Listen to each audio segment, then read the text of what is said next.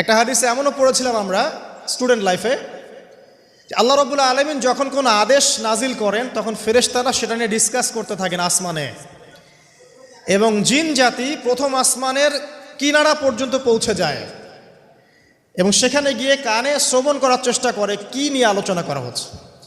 যদি কোনো একটা সংবাদ তাদের কান পর্যন্ত চলে আসে, তাদেরকে বিতাড়িত করার জন্য আল্লাহ রাব্বুল আলামিন উল্কাপিণ্ড ছোড়েন।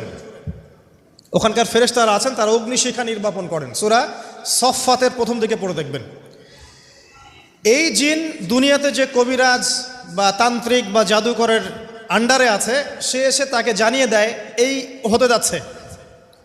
তখন সেই তান্ত্রিক এই সত্যটার সাথে আরও 100টা মিথ্যা জড়িয়ে জনগণকে বিভ্রান্ত করে। তখন তার কথা ফলে যায়, মানুষ মনে করে যে তান্ত্রিক অনেক বড় কিছু হয়ে গেছে। তো এগুলো সবই ফিতনা। যাই হোক, এই জিনের ব্যাখ্যা